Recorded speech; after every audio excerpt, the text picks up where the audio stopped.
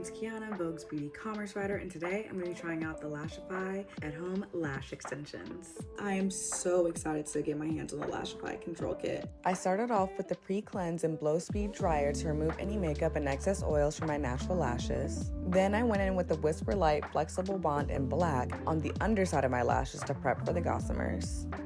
After 30 seconds or so, I went in with a second coat. Then I waited another minute before going in with the Whisper Light in clear. Finally, once the bond became tacky, I applied the gossamer lashes individually.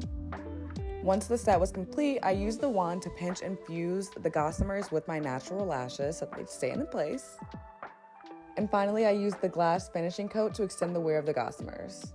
And that was actually so easy. Once you get the hang of it, it goes by really quickly to attach each lash, but it does take some getting used to. Overall, I would say probably on a normal day, would probably take me like 15 minutes. These can last overnight, a few days, great for on vacation. I just love how these look like actual extensions. I'm obsessed.